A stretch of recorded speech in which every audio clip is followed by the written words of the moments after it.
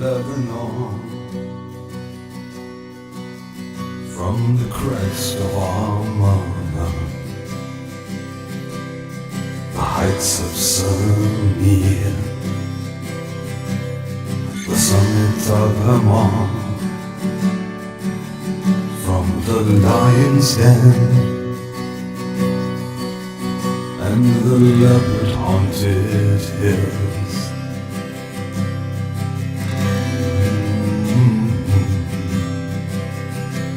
You've stolen my heart, my sister, my bride, with one glance of your eyes, one jewel of your necklace.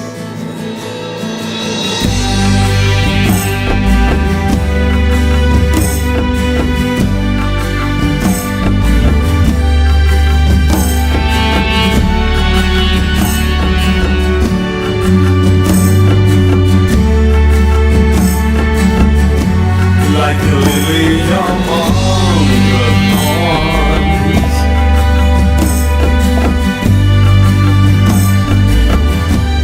is my darling among the daughters.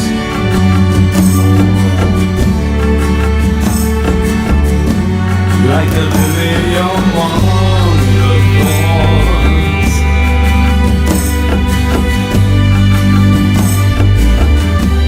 is my darling among the others.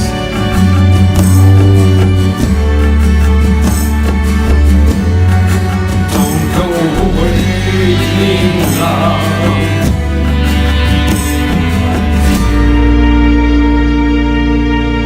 Till it wants to arise.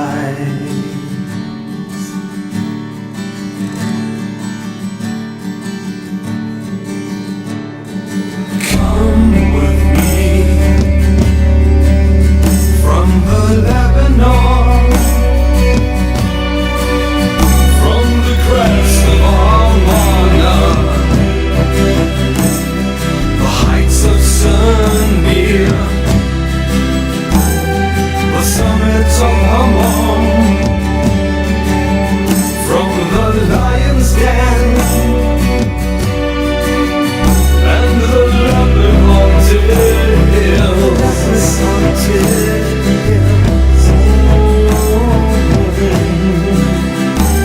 You've stolen my heart, my sister, my bride, with one glance of your eyes, one jewel of your necklace.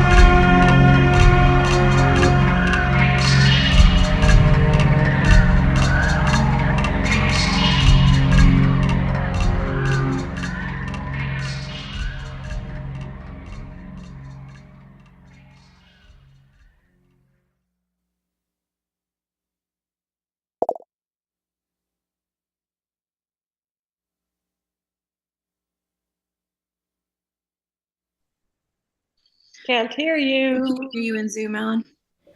Hello, Alan Aguirre with your... I was muted. So let's try that again. Ready? Hello, Alan Aguirre with your Monday night Exodus In Gathering Devotional. I say this every week, but it feels like we haven't done this in a long time. And so it's kind of like, making sure I've got... But anyway, hey, good to see all of you all. That's the only Texan I picked up 18 years there. All of y'all. I hope you're doing well.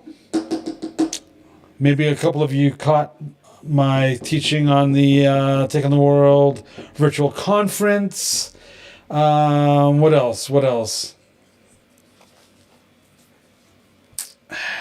Alan Aguirre is my name, as you can tell in the lower third. This is our social media.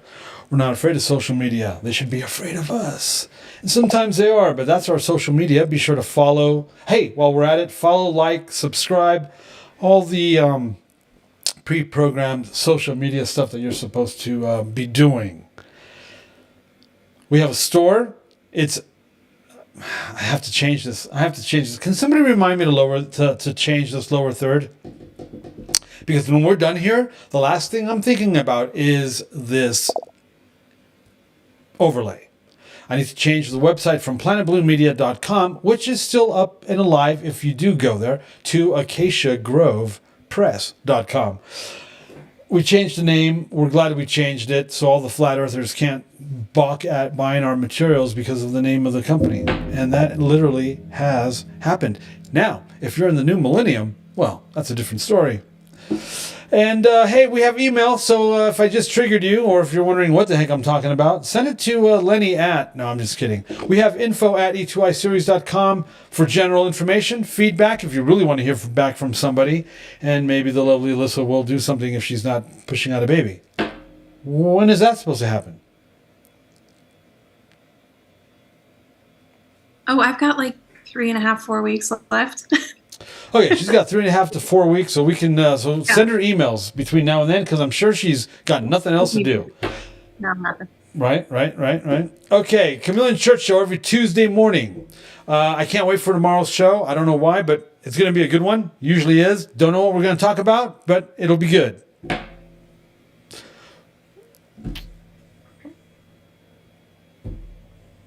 Right now, you're watching the Exodus to Ingathering Monday Night Devotional.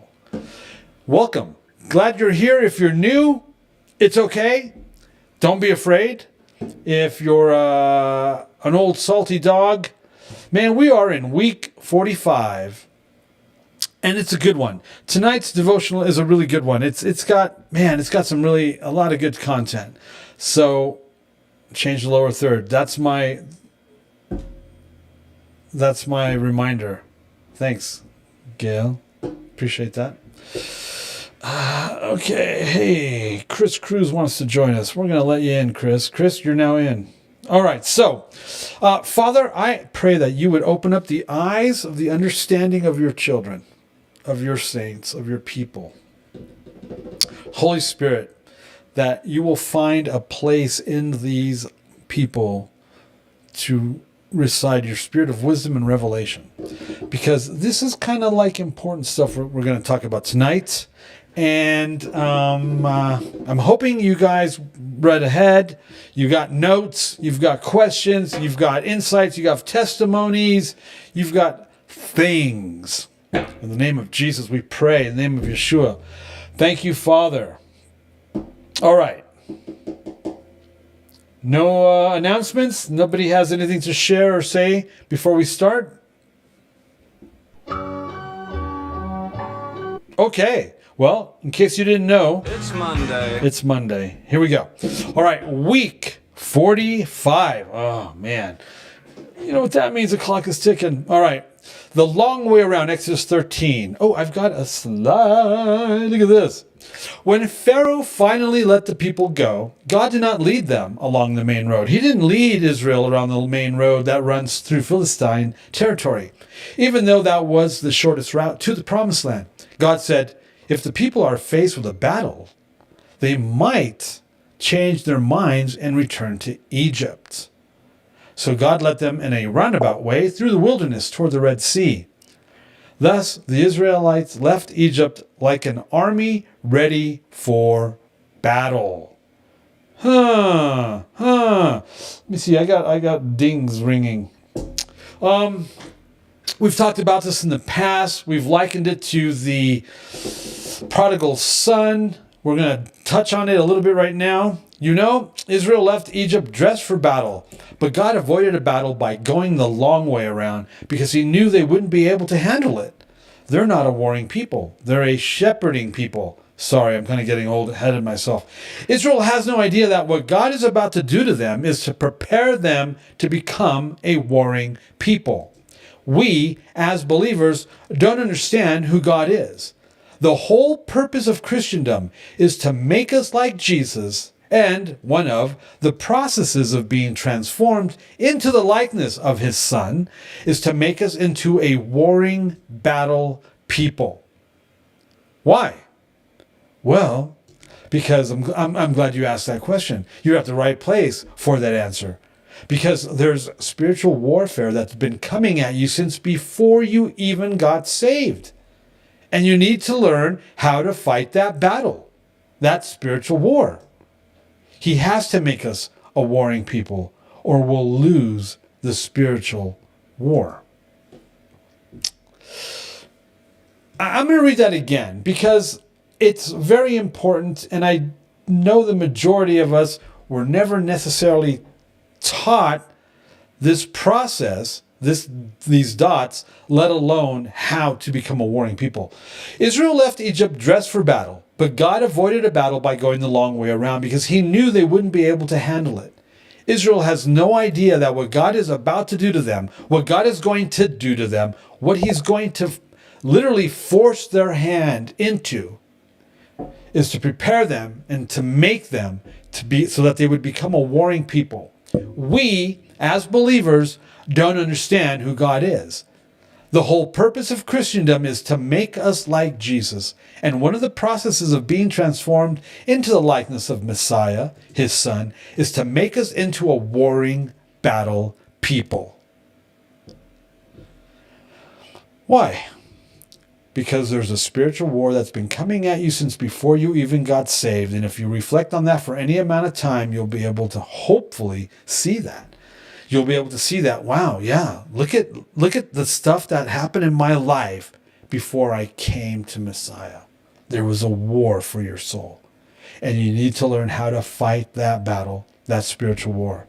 He has to make us a warring people, or we'll lose the spiritual war that we had no idea we were being enlisted into when we came to Messiah. And so God knows Israel will not fight if the Philistines pick a fight. So to avoid that, he takes them the long way, but he has them dressed for battle. Why? Again, I'm glad you asked, and you're at the right place to actually get that answered for you. He begins the identity transformation process from the very beginning because we're humans, and it takes a really long time for us to change, for us to course correct, for us to change. He's training them. And it even says in Judges 2, I'm training you to be a warring people. That's in their future. That's what I did in the desert. It was to train you to be a... Alyssa, can you make a note of this? This should say warring people, not warning people. Because if I didn't, he says, you would have died a long time ago. Also, check that we have quotes inside quotes. You have to learn to defend yourself and to protect yourself. God's long game is to create a warring people out of Israel.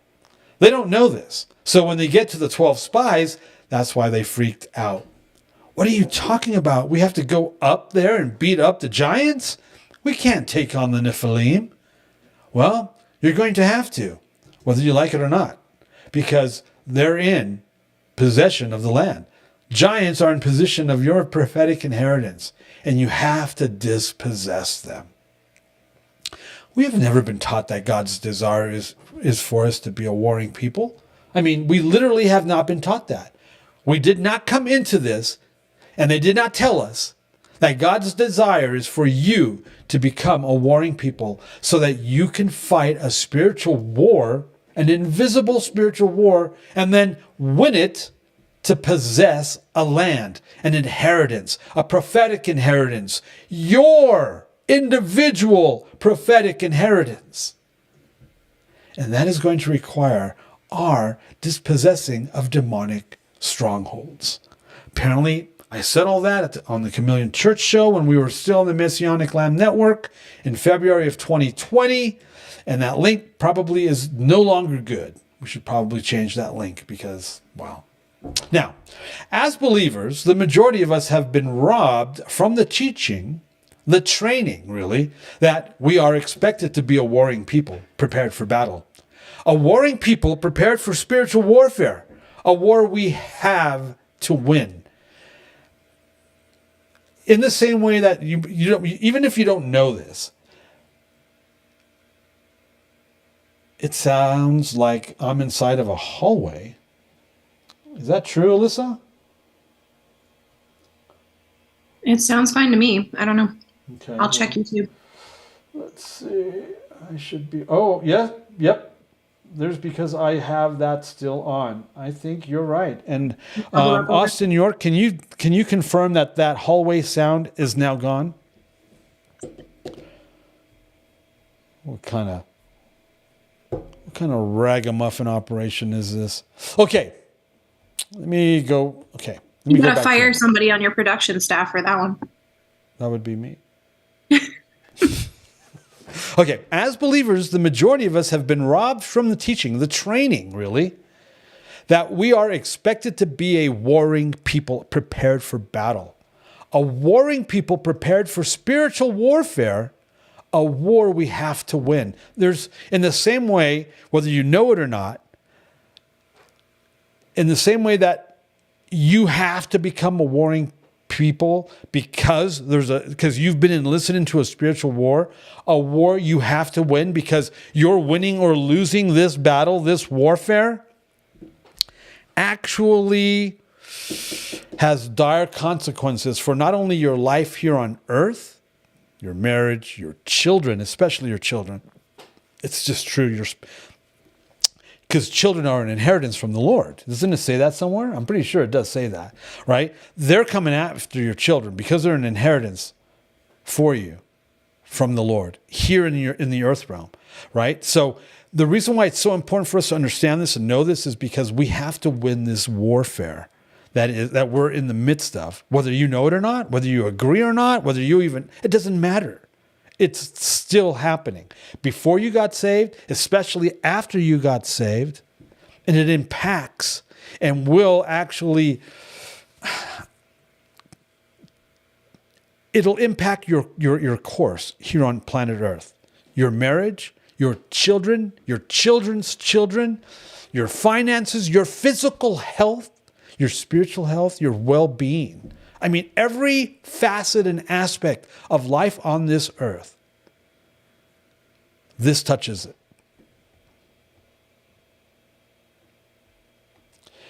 As believers, the majority of us have been robbed from the teaching, the training, really, that we are expected to be a warring people, prepared for battle. A warring people prepared for spiritual warfare, invisible warfare. A war we have to win. You have to win this invisible war. The majority of you probably still aren't sure that is happening. A people prepared to win in battle in order to dispossess the giants that live and rule, that have perverted our prophetic inheritance, your prophetic inheritance, our promised land, your promised land, our territory, your territory, our spiritual destiny, your spiritual destiny, your on earth as it is in heaven. So we're talking about the Old Testament. Does the New Testament, and this, I write for Christians. I write for Christians that have no idea what we're talking about. I write for Christians that don't know that God is Echad, that Elohim, right, is Echad.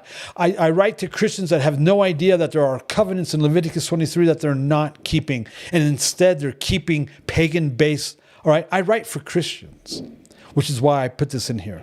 because the Christians have been taught that they're only New Testament believers and they're not Old Testament believers. The Old Testament is Old Covenant. It's for the Jews. You're not a Jew. You're a Gentile. It's all about Jesus and the New Covenant. And that's all we go through that all the time. So I write this and I say this for them, but it's also for us. Does the New Testament teaching support this idea? Well, let's see. What does the New Testament say? Well, indeed, we live as human beings, but we do not wage war according to human standards. Oh, what could the writer be possibly talking about? We live as human beings, but we do not wage war according to human standards. Well, what standards do we wage war? Wait, we wage war? For the weapons of our warfare, we wage war and we have weapons for this warfare? They're not merely human, but they have divine power to destroy strongholds. Wow, wait. What the heck are we talking about? You know, those giants, strongholds we were talking about? Yeah. Look at this. Look at the emphasis, the bold. The weapons of our warfare have divine power to destroy strongholds. We destroy arguments and every proud obstacle raised up against the knowledge of God. I was doing that over the weekend at that conference. Didn't make me a lot of friends. And we take every thought captive to obey Christ. Yikes. And then, of course, there's Ephesians 6. Finally, be strong in the Lord and in his great power. Put on the full armor of God. Armor, warfare, so that you can fight against the devil's evil tricks. Our fight is not against people on earth, but against the rulers and authorities and the powers of this world's darkness, against the spiritual powers of evil in the heavenly world. That is why you need to put on God's full armor. Then on the day of evil, you will be able to stand strong. And when you have finished the whole fight, you will still be standing. Well, we got some problems here because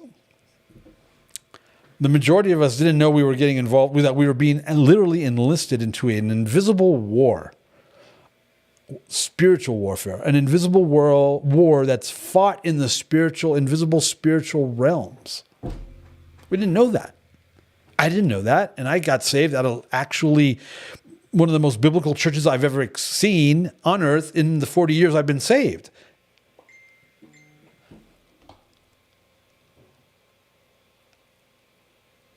And then let me remind you of how Christianity looks at this stuff. How Christians look at the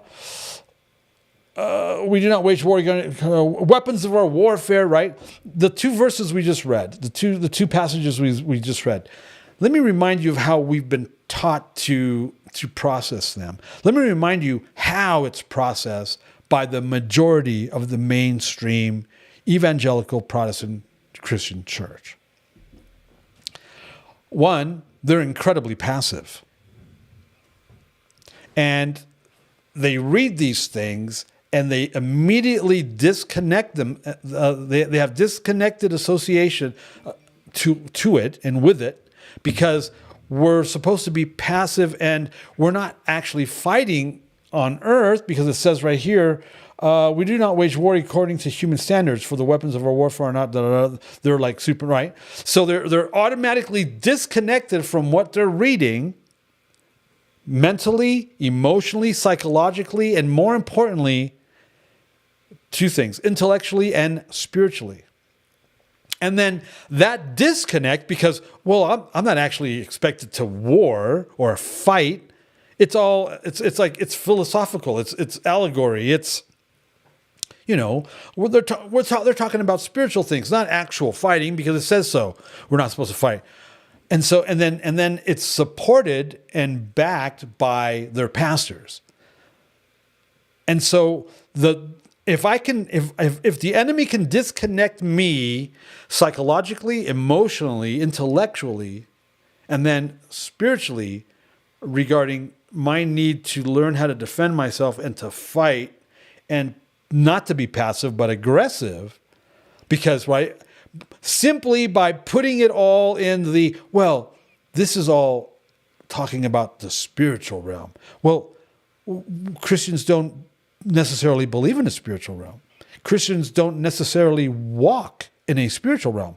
Christians don't necessarily actually engage in anything that has to do with the spiritual realm because, well, let's go back to basics. They're not charismatic, for starters. The majority, over 80%, closer to 90% of Christianity does not believe or engage in the spiritual gifts. Well, if I'm not engaged in spiritual gifts, for example, let's just talk about the ones that Jesus said you're supposed to have. In the red letters, he says, you're supposed to speak in tongues, heal the sick, cast out demons, raise the dead. Well, if I'm not engaged, if I don't believe that that's for me or that that's even available to me or that has nothing to do with me, that's, if I'm so disengaged from anything spiritual simply because I don't believe in it, even if Jesus said it, and then we have theologies and doctrines to support that, and we're taught that way, then I'm not going to, then how am I supposed to engage with this or associate with this or have understanding regarding this?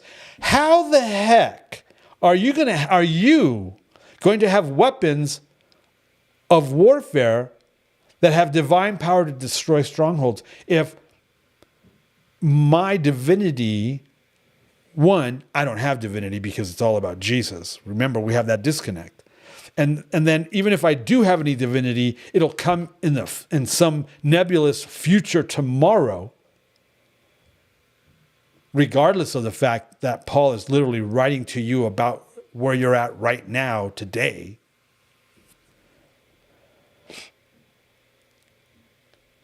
I mean, Paul says, even though we're human beings, we don't do war according to human standards. Why? Well, because our weapons are not human, they are divine. See, Paul understood this, and he's teaching and training his disciples in these matters.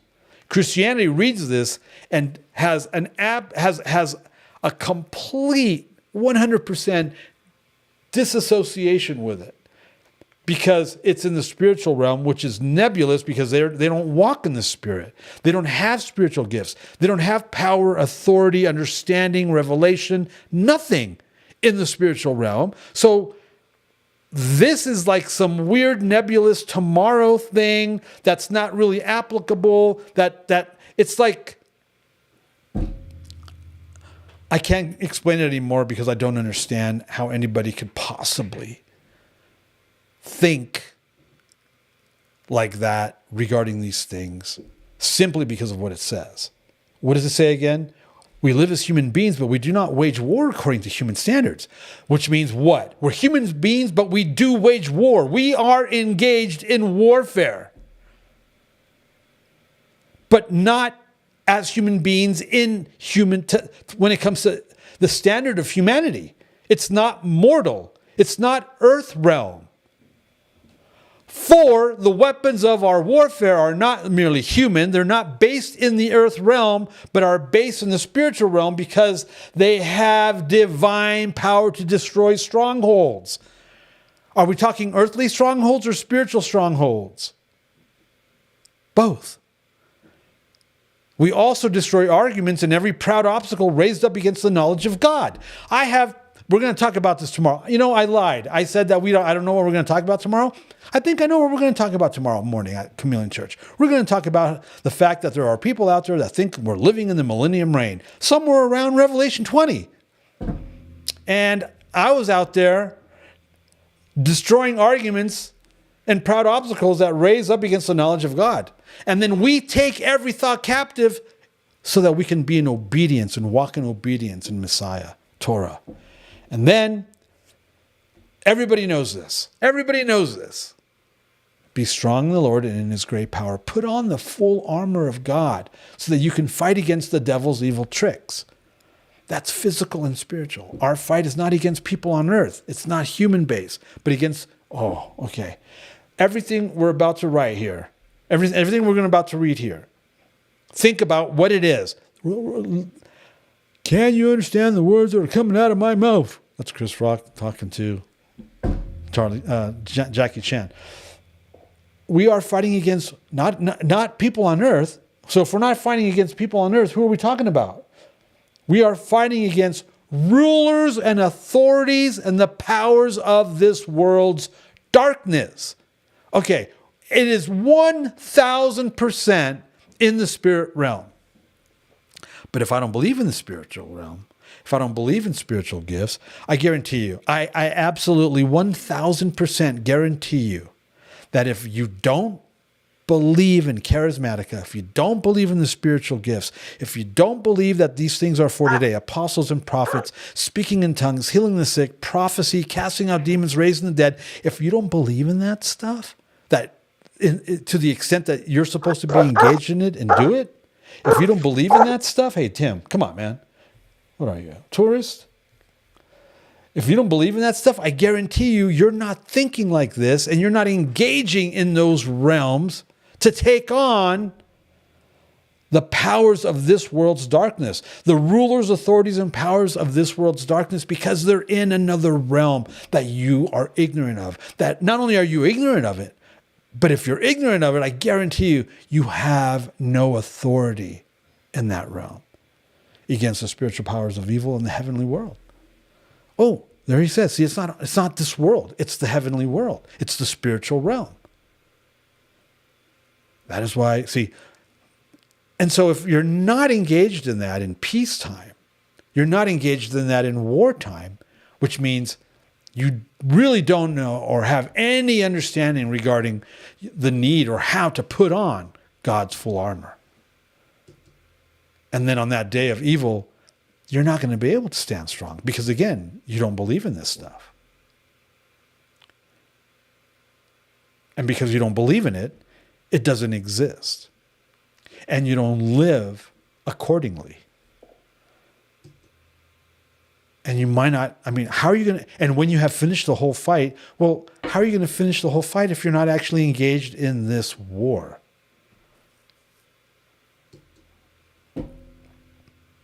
How well versed, armed, trained, and equipped do you suppose someone needs to be able to fight against the world rulers of this earth's darkness? How well versed, armed, trained, and equipped do you suppose you need to be able to fight against the world rulers of this earth realm darkness? It's a legitimate question. You can answer it on your notes if you're taking notes. How about the forces of cosmic darkness? How well versed, armed, trained, and equipped do you suppose you or someone needs to be able to fight against the forces of cosmic darkness? How about the cosmic powers governing this darkness? Oh, we just brought it up a notch. Or to do battle against the universal lords of this darkness. Where do you think I came up with these words and phrases? Well, I looked at the scripture. I looked at the text in Ephesians 6, and I looked at every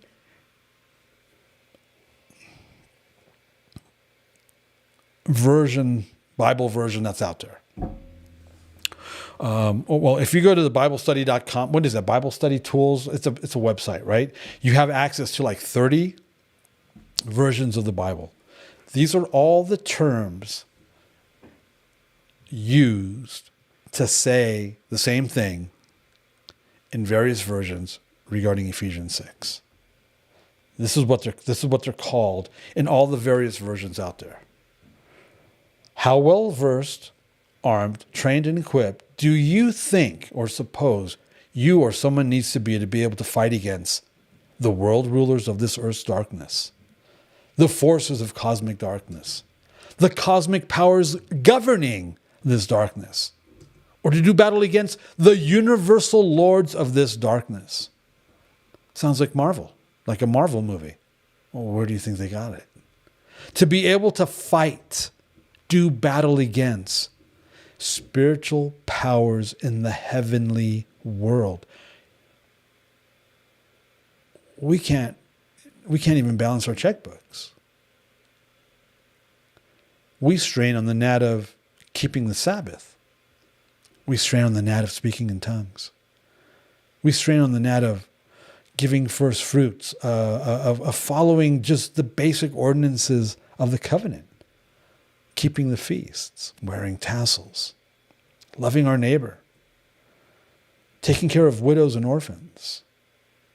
Yet somehow, some way, every Christian that I've ever met, that if you bring up Ephesians 6, they're convinced that they're going to be freaking rocky when it comes to this, when it comes to doing battle against spiritual powers in the heavenly world, the supernatural, spiritual realm, when they go against spiritual wickedness in high places. They have no doubt they'll be victorious. But keeping the commandments, who's got time for that?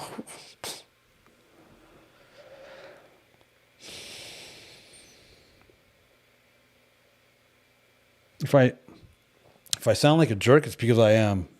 Because from my vantage point, guess what I get to see? Guess what I get to see? Guess what I've seen for decades? Whole crops of Christians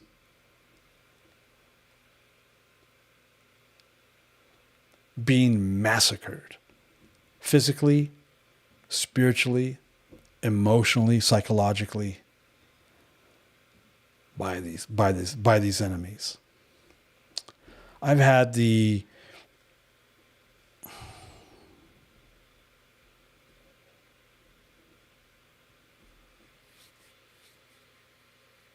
because of what I've done in the last 40 years, it's put me in not your average Joe scenario, situations, places, blah, blah, blah, where I've had the honor, of seeing, watching whole crops of Christians do the exact opposite. It says here, so that on the day of evil you'll be able to stand strong, and when you have finished the whole fight, you'll still be standing. I've had the privilege of being able to see whole crops of Christians, more than I can count,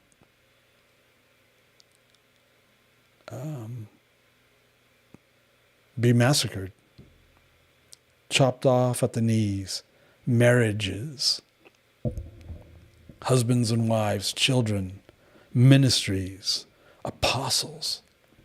Nothing worse than seeing an apostle fall.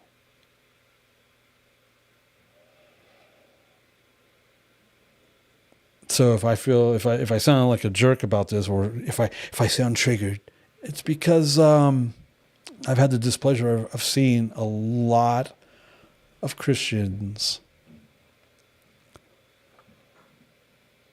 I'm trying to get you to see both physically and spiritually what Ephesians 6:12 is actually talking about. We need to understand that Paul isn't just being dramatic. He's literally telling us what it is we're up against, and you have to be victorious against it. So, instead of training us for this, remember our leaders can't teach us what they don't actually know themselves. We've been told that Jesus does the fighting for us, right? That's why they're all passive. They're not worried about warfare. They're not worried about the enemy coming at them because they've been taught by their pastors for years incorrectly how they don't have to worry about this stuff because Jesus takes care of it. Jesus will fight the battle for you.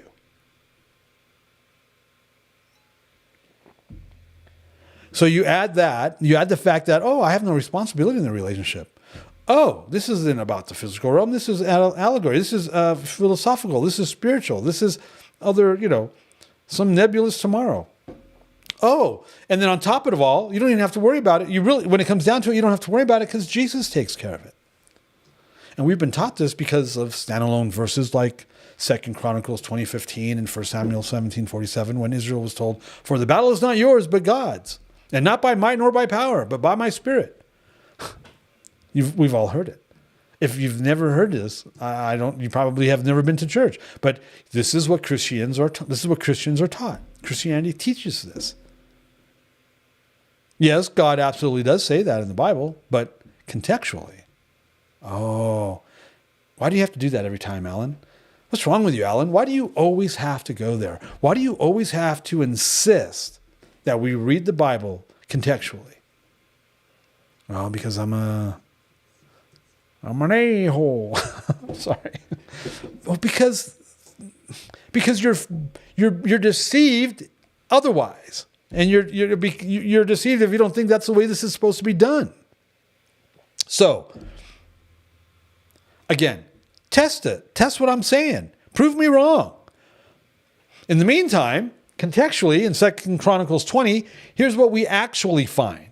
We find King Jehoshaphat calling a fast for all of Judah and leads the people in prayer to inquire of Adonai regarding the attack that was mounting against him. Oh, we're talking warfare. Yeah. The recipe for spiritual success is in motion now because all the proper ingredients are in place. The nation's leader has called a national fast. The nation's leader has assembled the people to inquire of the Lord. Do you see that typo there? The people come together as one under the king to inquire of Adonai. See in Nehemiah 8. And they humble themselves as one man and wait in anticipation upon Adonai to answer. I'm doing this because that's what we're supposed to do. And we don't do it. It was only after that the Spirit of the Lord came on Jahaziel, a Levite and descendant of Asaph, with the word, "Do not be afraid or discouraged because of this vast army, for the battle is not yours, but God's." Verses 13 through 15. But wait, there's more. Because that's out of context if you just read that and stop there. Because Jahaziel continues with his prophecy that includes strategies. What? Strategies suggest I have to do something. We don't like that. Because the rest of the prophecy includes strategies on when to go against the enemy and where to find the enemy. We don't want to find the enemy. See, they just didn't sit around and wait for Jesus to do the fighting for them. They were proactive in fasting, praying, and waiting. Wait, how is waiting proactive? I don't know. Be still and know that I'm God. Then they received the battle tactics, strategies on when and where to encounter the enemy. Does this make sense? Please tell me this. I'm looking at the gallery over here. Please tell me this is making sense. They still had to go and fight, even though the battle wasn't theirs, but God's. And how did they go into battle? Oh, yeah. Gee, are you saying there's a plan for that too? Yeah, it's right here. After consulting the people, Jehoshaphat, the king, appointed men to sing to the Lord, to Adonai, and to praise him for the splendor of his holiness as they went out at the head of the army, saying, "Give thanks to Adonai, for his love endures forever." As they began to sing and praise, Adonai set ambushes against the men of Ammon and Moab and Mount Seir who were invading Judah, and they were defeated. Notice also how the singers went before the army. Judah goes first. Psalm 68 describes the procession. I think I have that one here, don't I? Your procession, God, has come into view, the procession of my God, of Elohim and King into the sanctuary. In front are the singers, after them the musicians, with them are the young women playing the timbrels. The verse in 1 Samuel 17:47 is even more out of context. Here's what verse 47 actually says. I don't know if I have that one, do I? Nope. And that all this assembly may know that the Lord saves not with sword and spear. So it's like, for the battle is the Lord's, and he will give you into our hand. So it's like beginning in the middle of a verse. It's like in the middle of talking. It's a verse containing 30 words in the middle of a sentence. Oops. And we're only quoting 6 of those words, horribly out of context, to establish the pretense that God is going to do all our fighting battles for us. And we don't have to be engaged at all. Listen. Let's see what 1 Samuel 17:47 is really talking about. Oh! It's David talking smack to Goliath on the battlefield, sling in hand. Well, what do you know?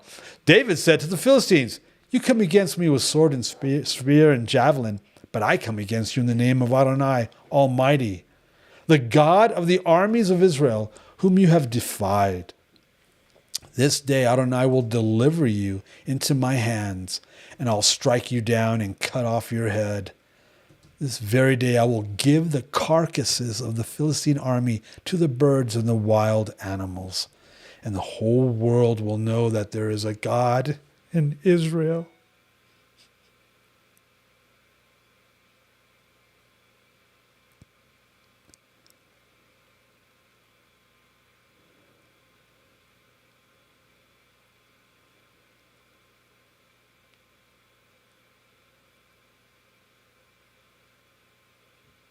Sorry, I had to pause there.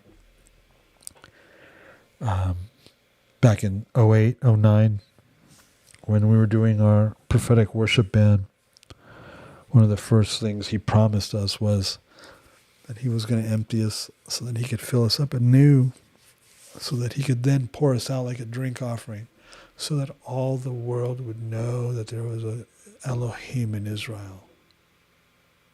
Remember that, Alyssa? All those gathered here will know that it is not by sword or spear that the Lord saves, for the battle is the Lord's, and he will give all of you into our hands. That's what it says in context. David is literally on the battlefield armed with sling in hand. Goliath's spear and javelin are contextually in the picture. There is nothing passive or disengaged about any of this. David says he's going to strike you down and cut off your head. Extreme action words. And he literally does. Why? So that all the world will know that there's an Elohim in Israel. And I love it when we read the Bible in context. You remove all the fake news out of it.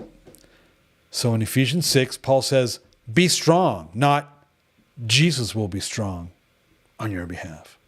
He says, put on, not Jesus will put on. Remember, the bride readies herself. The bride dresses herself. He says that you may, not that Jesus may. He says, for we do not wrestle, not Jesus does not wrestle on our behalf. See how silly we are? Besides, it clearly states the following in verse 13. Let's see if I have that. Nope. Therefore, take up the whole armor of God, that you may be able to withstand in the evil day, and having done all, to stand firm. Yes, dear reader, you and I are both expected and required to be more than well-versed, armed, trained, and equipped to be able to fight against the world rulers of this earth's darkness and against the forces of cosmic darkness. But not only them, but also against the cosmic powers governing this darkness. I'll read that again. Yes, dear reader, you and I are both expected and required to be more than well-versed, armed, trained, and equipped to be able to fight against the world rulers of this earth's darkness and against the forces of cosmic darkness. But not only them, but also their bosses, the cosmic powers governing the darkness. We are to do battle against the universal lords of this darkness and to fight, do battle against spiritual powers in the heavenly world. the supernatural spiritual realm. We are to war against spiritual wickedness in high places. Now, how are we going to do that? Well, Ephesians 6:13 and 18, silly.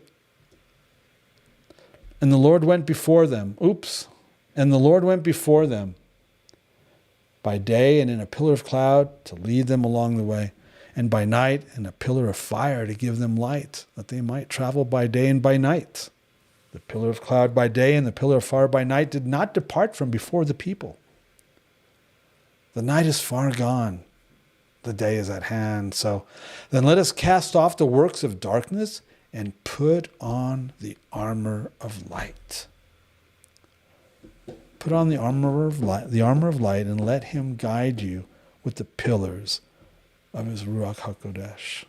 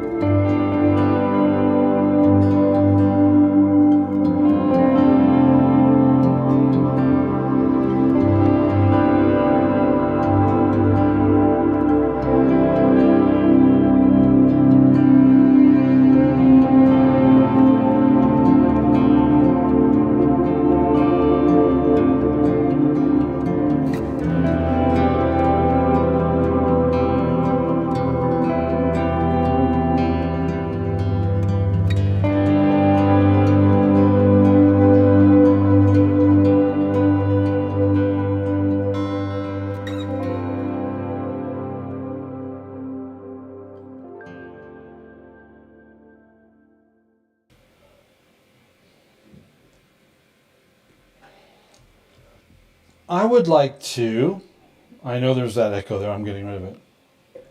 I would like to hear first from those of you, or some of you, that have already done this, this is your second time around. We lost your audio on Zoom, Alan, I'm sorry.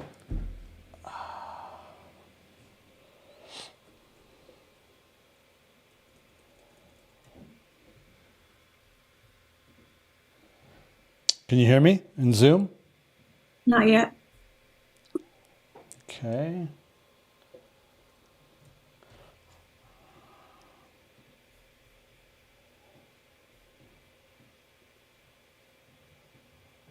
Can you hear me? Oh, it's gone, isn't it? Mm-mm. No.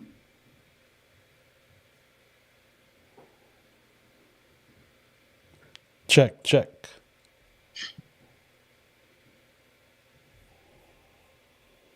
Well, that's weird. All right, 1 second.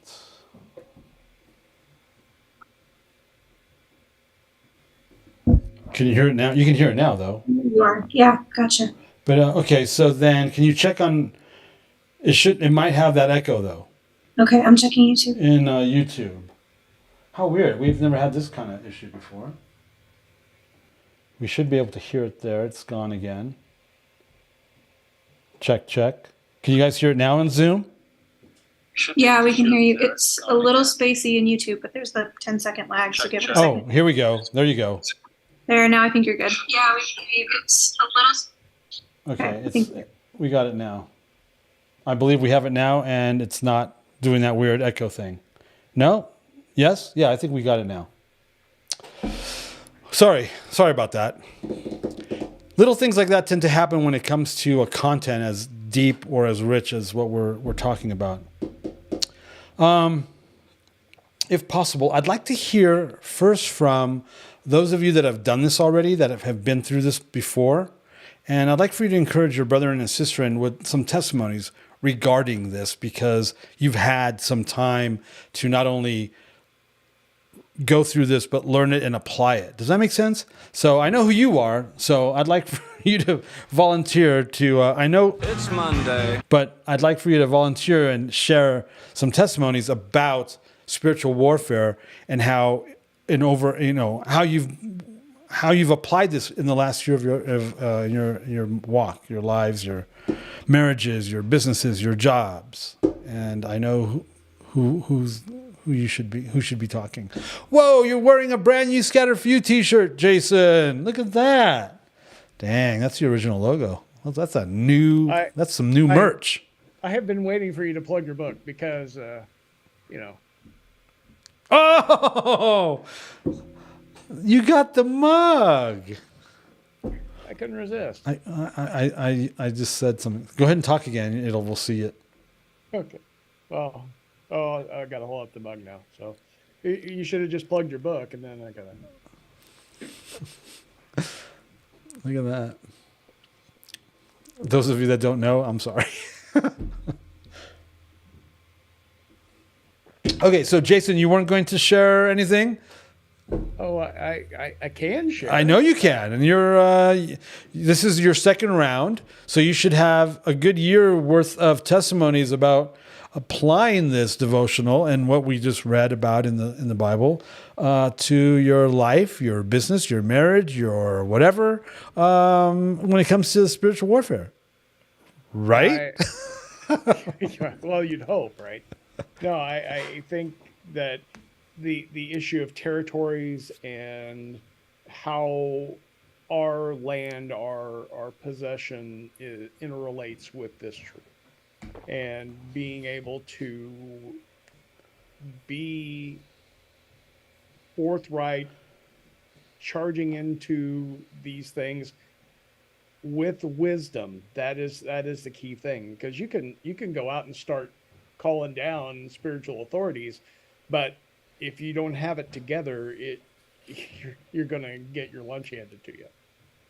And it's, I had a couple of lessons I learned about that, not like devastating things, but just in principle, understanding that this is a very serious business. It is something that you have to approach in Him completely, utterly, fully.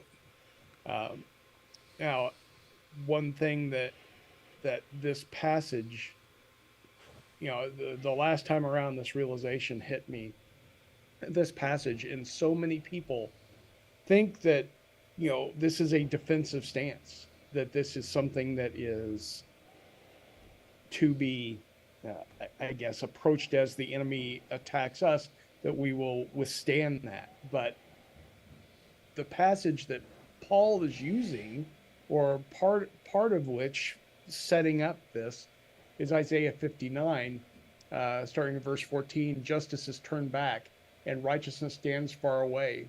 For truth has stumbled in the public squares, and uprightness cannot enter. Truth is lacking, and he who departs from evil makes himself a prey. The Lord saw it, and it displeased him that there was no justice. He saw that there was no man, and wondered that there was no one to intercede. Then his own arm brought him salvation, and his righteousness upheld him. He put on righteousness as a breastplate, and a helmet of salvation on his head. He put on garments of vengeance for clothing, and wrapped himself in zeal as a cloak. According to their deeds, so he will repay.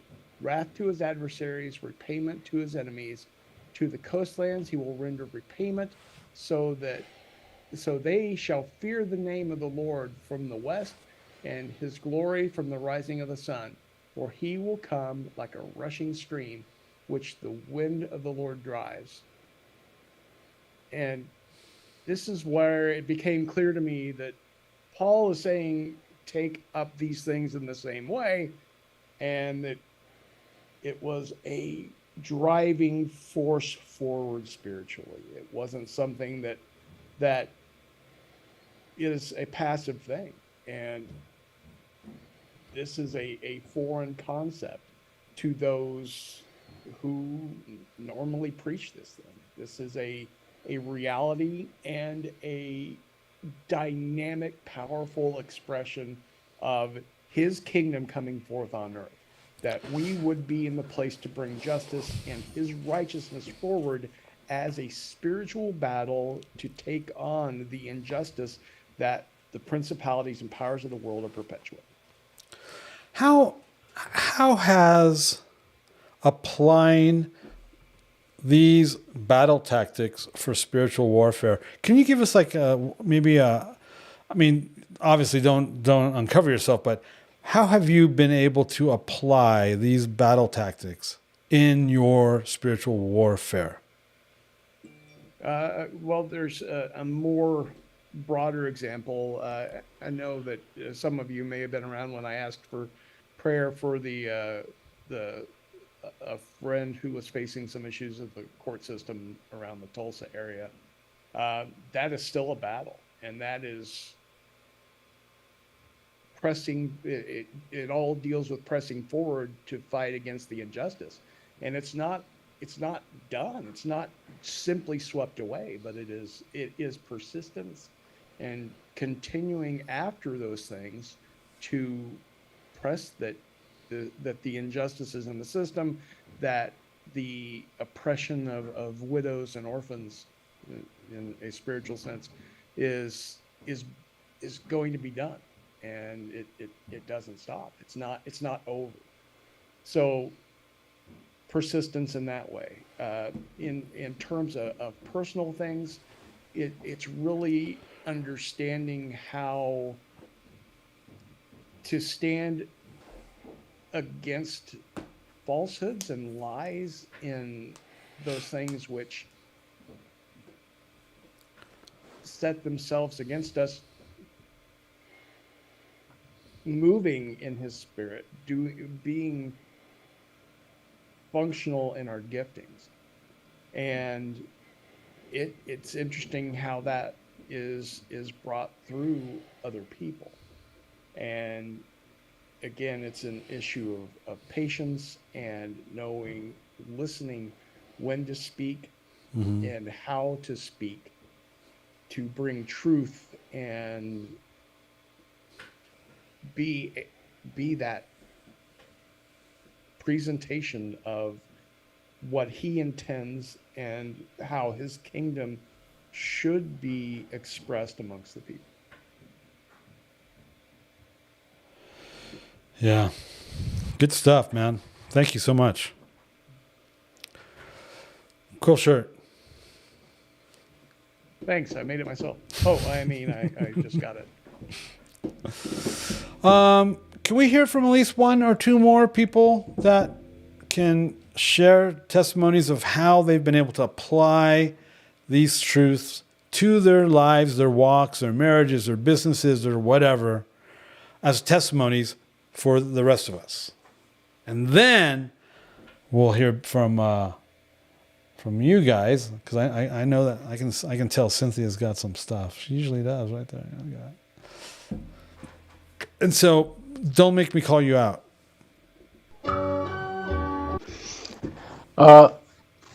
Sorry about earlier getting unmuted. I didn't realize that was. Sorry, we're not going to be able to see your face, Tim. Oh, why would you want to do that? Because we love you. You'll love me a lot more if you don't see my face. All right, we'll go with that. Then. We'll go with that. So I can definitely testify to this. The first time through, even before the first time through, I really am a product of that disassociation. I think we tend to see everything like a sermon analogy or illustration, or everything symbolic. Yeah. I definitely, when it comes to spiritual warfare, and definitely with what you were talking about with being passive. And I remember reading, because even when I was a kid, like way before I came to saving faith, I was always fascinated by that Ephesians 6 passage. And but I remember struggling quite a bit because I would read about principalities and, cosmic forces of this present darkness. And I'd be like, what the heck is that? And it was I understood there's different words being used here for a reason, because there's different classifications, there's different types. And I was just dumbfounded at the fact that I had no idea what it was, and I had a yearning to learn, because I knew I needed to. And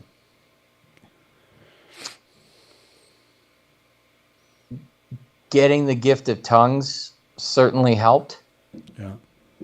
It helped me understand more. There was more authority. Like Paul says, he who speaks in a tongue builds himself up. I felt my own faith was being built up and was being strengthened and encouraged. And then going through it, as I've continued to just grow and not just practically applying the spiritual principles, but actually beginning to have an understanding and discernment and insight into battle tactics. Yeah. You're understanding the schemes of the devil and the strategies of the enemy, being able to identify those. So, I have a greater understanding, a much deeper understanding of what is happening, to the point where I can almost call it and call it out. Still got to go through it. And I shared a bit about that on Band. You still have to ride through the storm, and there's still the jarring in the boat and the crashing, but you're fighting from a place of victory. The Savior's there. You don't despair. You don't think you're going to perish, but you still got to ride out the storm. And being able to be much more effective in my intercession, in my prayer life, in my victory over sin. All these things have really come together for me since the first time we went through this. So can you think of a proof text, a scriptural proof text of utilizing this information when it comes to prayer and fasting? I'm actually thinking of a specific thing where we're going to have to plow through. Our prayer and fasting is going to have to, we're going to have to war with our prayer and fasting. Well, yeah, I mean, you see these passages like here. You see passages in Revelation where it talks about our destiny as overcomers and overcoming, by the blood of the Lamb and the testimony of the saints. There's passages throughout Paul's letters that talk about persevering, about pressing forward and taking hold of that which you've been taken hold of, and winning the prize, and being a good soldier. I mean, it's amazing once you start putting it together how you see a consistency throughout all Scripture. Mm-hmm. You see in the front part of the book how fasting was so key. And even in that passage that was in the tonight, lately I've been coming to suspect that Christianity doesn't understand worship. And putting, and there's all kinds of goofiness. It's brought up a lot, and about, we put the singers first and all that stuff. And that's totally legit, but I'm not sure that we're understanding why we do that. I'm not sure we're understanding. I worry because I feel like a lot of believers are where I was until very recently, where worship is a lot of things, but it's almost like an accessory Yeah. and not a foundation. And we're not encountering the God that makes us fall as though we were dead. There's a lot of, cutesy sentimental stuff and not enough just complete literal awestruck. And I think prayer and fasting and all that, when you start with that foundation of who the Father is, it dispels so much of the doubt, it dispels so much of the anxiety. And then when you worship him, it lays this foundation and this context really from which everything else issues forth. So all of a sudden prayer and fasting are no-brainers. I mean, that's just, You can tell a church that doesn't understand that stuff by the way they do church. oh yeah. And like Jason was saying, this idea of the defensive posture, there is a dirty little secret where, because the church isn't able to produce disciples, there's this not just the passiveness, there's this walking around this deep down hunch that the enemy is more powerful than us. Yeah. And that we're all going to get our asses kicked like the sons of Sceva. And well, why did they fail? It's because they didn't have the understanding. Yeah. But when you have the understanding, when you're fighting from a place of victory and not towards it, that makes all the difference. And I think most church congregations out there just walk around with this defeatist mentality. Yeah. You can't even overcome sin. How the heck are you going to take on what's going on in the world? Yeah. And I think there's a cowardness that undergirds a lot of the lack of taking the 7 mountains and all that. So let's remember what happened 2 years ago to mainstream Christianity, to the majority of Christianity. They were not allowed to go to church for 6 weeks because they were on lockdowns. And pastors all over the country were tripping out, were freaking out because their congregants in that 6-week period of time were resorting to sexual immorality, pornography, drugs, and alcohol. I'm not making that up. If you were watching, you saw the reports. Yet somehow, some way, they're going to be able to pull off taking on the cosmic powers of darkness.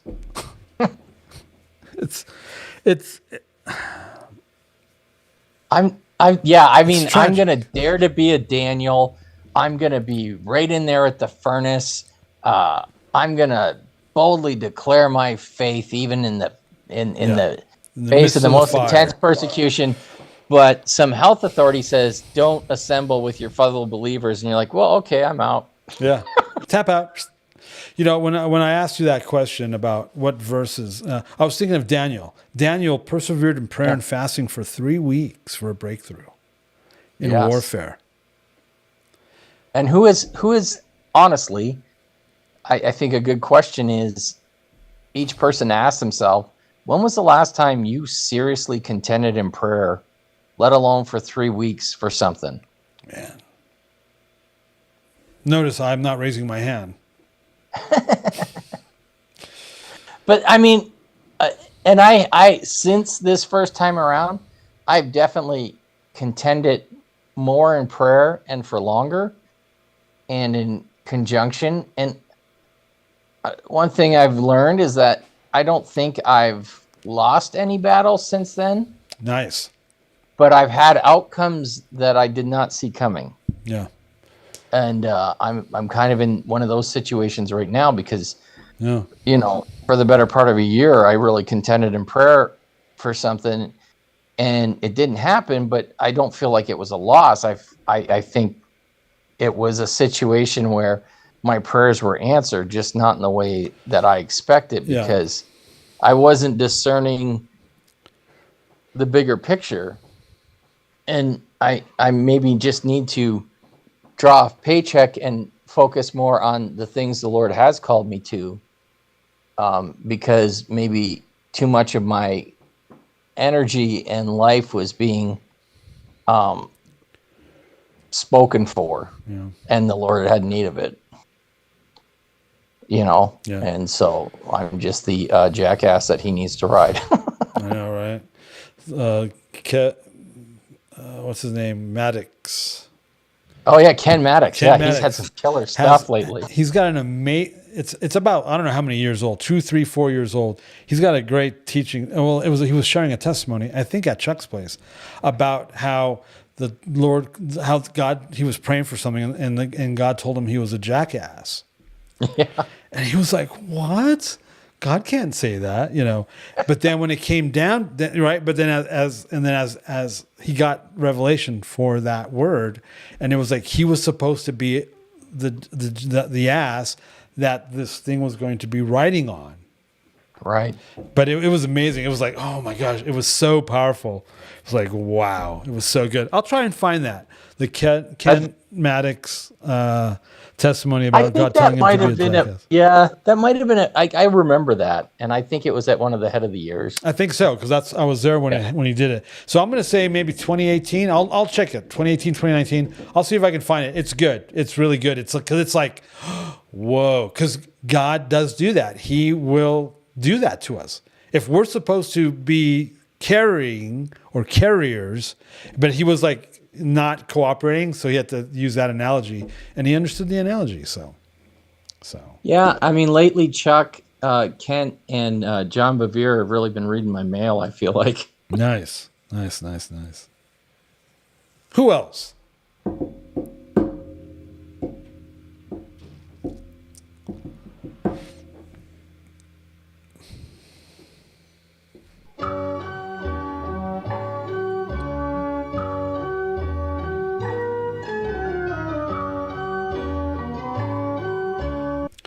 I'm glad you guys are laughing about it, because I hit every time I hit that button, I'm thinking I have to be offending somebody. But that's good. Good. You guys have some thicker skin. That's awesome. I love that. Hey, It's Monday. so I'd like to hear from somebody this is your first time around. I know who you are as well. How do you see this impacting your life? How do you see this teaching, this devotional, utilizing it to equip and train you when it comes to spiritual warfare? It's a serious thing. Here I am. Hi, There this is Cynthia. she is. Hello. Okay, so I'm reading this, and then a little creeping thought of fearfulness comes in, and ooh, I don't want to be a fighter. I don't want to do this, blah, blah, blah. And then it dawns on me, that is an old Cynthia that doesn't live by Torah. That is an old Cynthia that believed what she was told, that, hey, you're just supposed to stand there and, Jesus will take care of it. I have unlearned so much of the lie, if you will, the slight off of the truth. It's just the truth is there, and they do say things that are truthful, but then it goes off on this other tangent that is not real. And I will not be that any longer. This is what your classes, what do we call these? This is what the devotions have been teaching me. Obviously, in the Spirit, God is helping me with unlearning the old fearful stuff, the lie, so that I can fight. And I have this new image, imaginary image of myself that has nothing to do with the world of today. I have a sword and I'm costumed differently, and I'm not the picture you see there today. It's amazing to me that the armor of the Lord, I'm always thinking in terms of the visual of armor pieces. Yeah. And instead, I started to put down what those pieces actually are. Truth, that's a piece of armor. Right living, the righteousness, that's a piece of armor. The gospel of peace, that's a piece of armor. Faith, trusting in God, that's a piece of the armor. my salvation, and of course, the Spirit, working in the Spirit. So the whole armor, that I'm supposed to be in a battle stance. I'm not supposed to be passive. It's not a passive protection, but I'm supposed to live so that I can use my gifts offensively. I can engage in the battle through prayer, through singing praises. I'm to live as a representative of God's ruling authority. Yeah. It necessitates spiritual maturity, and maybe that's where I'm headed. So, Well, I hope so. I mean, our goal, our goal with the resources that we have, whether they be books or live streams, is for your spiritual maturity. yeah, that's what it is. Yeah, exactly. There's Yeah. Jason. Jason just did the whole drink thing. Buy a book. I'm just kidding. Oh my God. I really marked this one up, this chapter. Good. I have a lot of thinking yet to do and praying and so forth. And, but I refuse to be fearful any longer. Yeah, I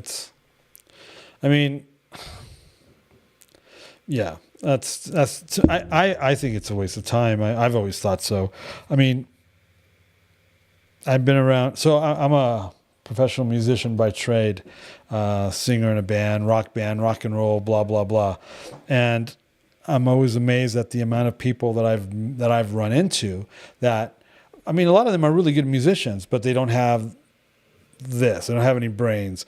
So they're not able to make that transition from, oh yeah, I can play really good, to making a living out of it or whatever.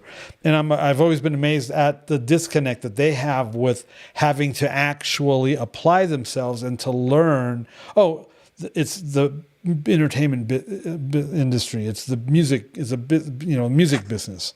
It's a business, and so they don't know how to actually do anything to put them into a position of getting a gig or getting a gig with a band. Or there's a massive disconnect of the mechanicals of how to do this, and they're like sitting around at home waiting for someone to call them or to knock on their door.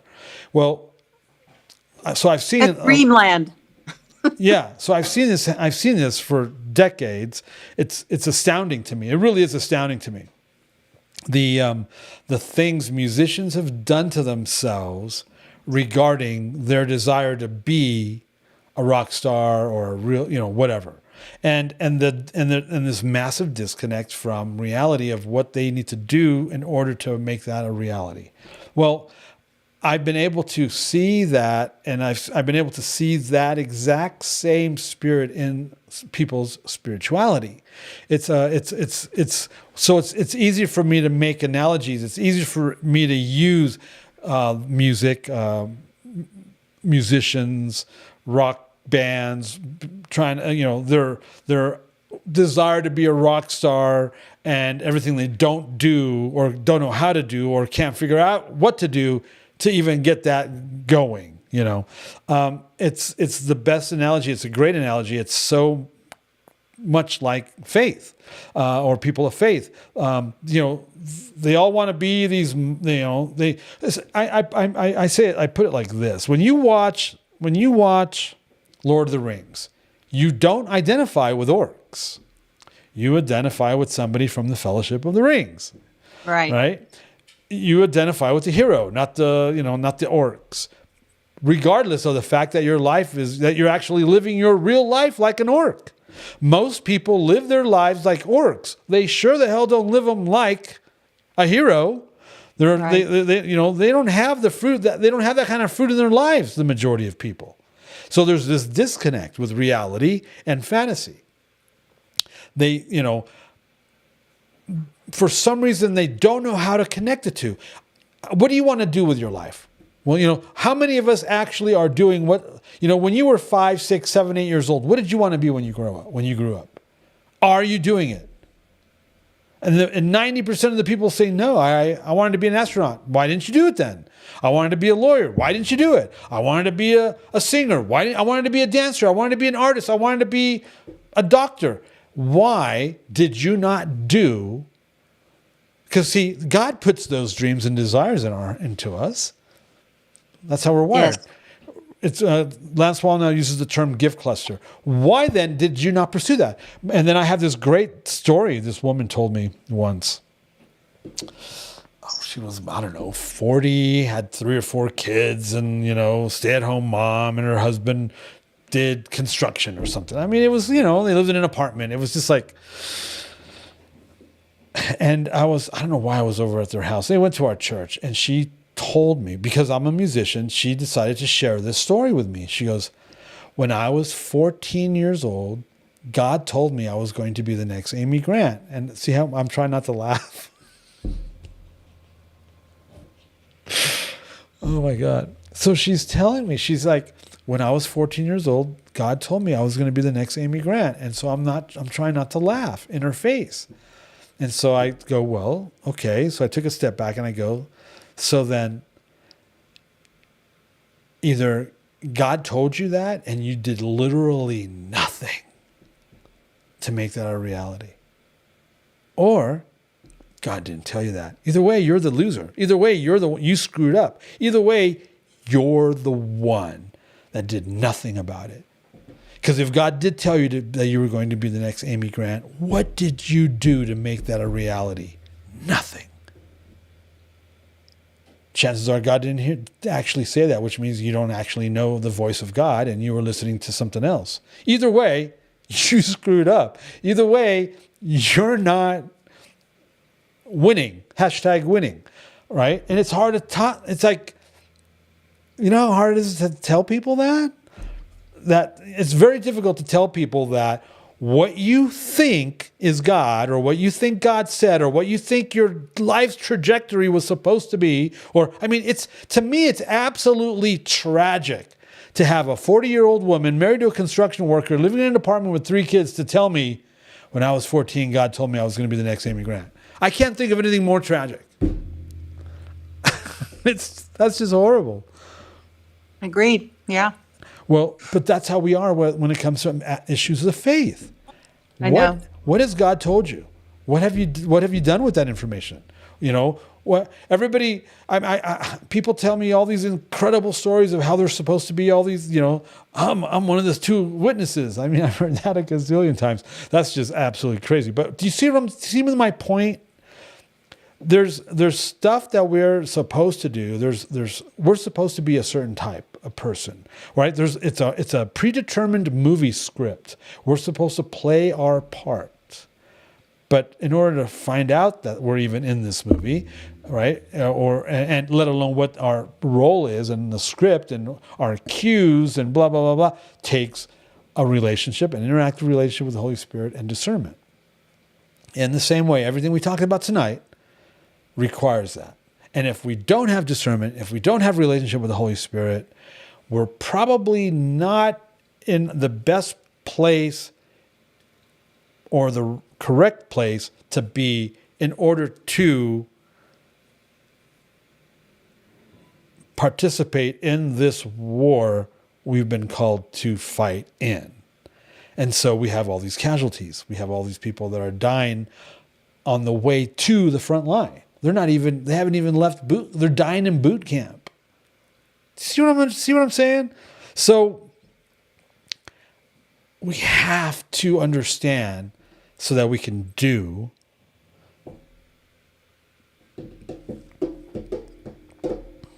We actually have to live it. We have to live this life. Yeah. Well, you know what? Whether you do it or not, you're still gonna live. I mean, I don't, unless you just off yourself, and I don't see that happening anytime soon for any of us. So, what kind of life do you want to live? Do you want to live a life? Well, Jesus says, "I came to give you life and life more abundant." Right. If you can't step back and look around and say,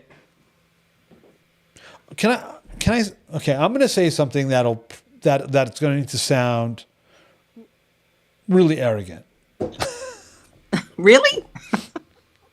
Can you imagine that?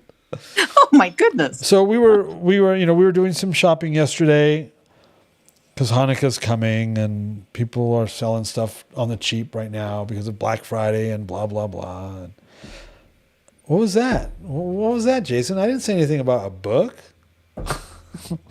But so we're shopping. My wife and I were at the store, and we have family, we have children, we have grandchildren.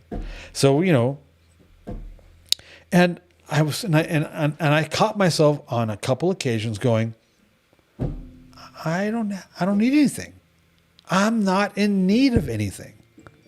I don't need pants. I don't need shirts. I don't need sweaters. I don't need. But I looked at her and I go, we're not in need of anything. God's taken care of all our needs. And that's a good thing. I am boasting about him to the assembly. Right. And it was awesome to be able to say that, because I'm not necessarily just talking about shoes and shirts or whatever. You know what I'm saying? That's silly. Obviously, I'm talking about there's a bigger picture. There's a bigger revelation there. Because of our, my cousin's trying to tell me, he's sending me messages about the World Cup. Don't, I haven't seen the U.S. game today. So it's World Cup time. I'm that guy. I remember a couple World Cups ago, I was negotiating a record deal, and I actually told them not to talk to me about the record deal for the month because the World Cup was being played. And they're like, oh, you're that guy? And I didn't work with them. I went with another company because, yeah. It's the World Cup, man. What's wrong with you? You know what God's doing right now? He's watching the World Cup. So anyway, it's alignment. You have to be in alignment with the Spirit of God to walk in His. So I know that was a little all over the place, but it's there's so much involved. It's not just If you can compartmentalize this, I'm a little concerned. It's a whole bunch of stuff. It's a lot of moving parts. And we've been called to be warriors. We've been called to be a battling people. We've been called to be more than conquerors. I mean, listen to the verbiage in all your favorite little nicety Christian bookstore doily passages. We're more than conquerors. I mean, they're all war related. Why? Because that was His intention from the beginning, before you even knew Him.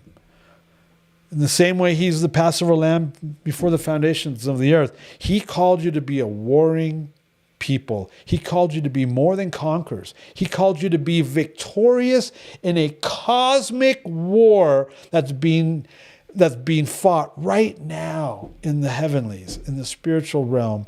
And you have assignments in that warfare. And that's one of the reasons, one of the main reasons, one of the huge reasons why we call this field manual.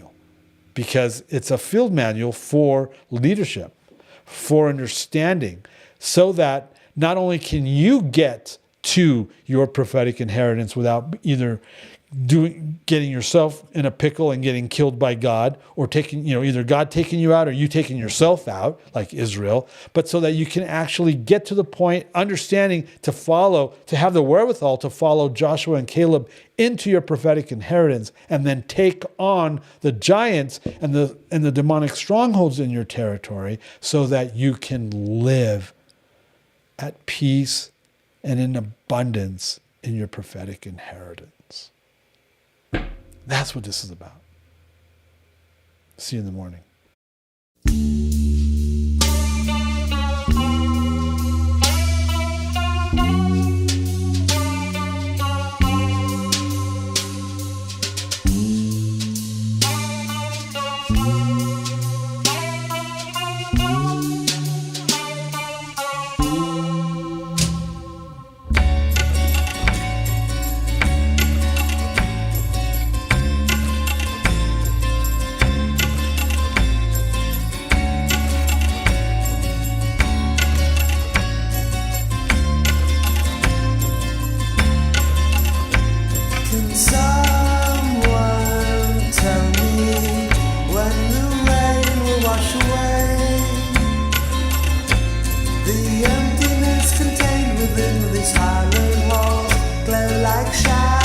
the stains.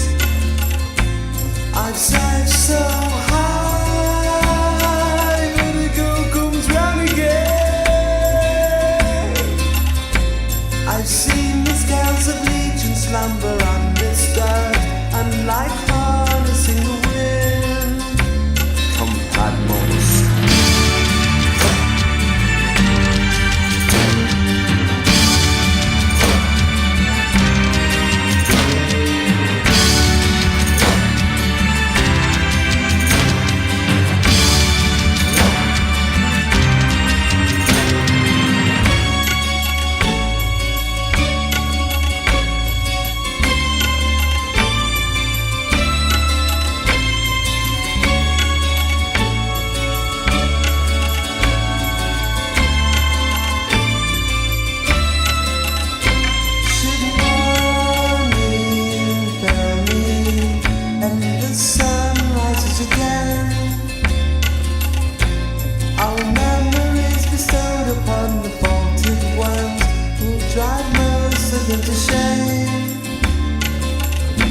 I've seen so high, ignorance comes round again. I've seen shells of human slumber undisturbed, unlike movements of the wind. Come Patmos.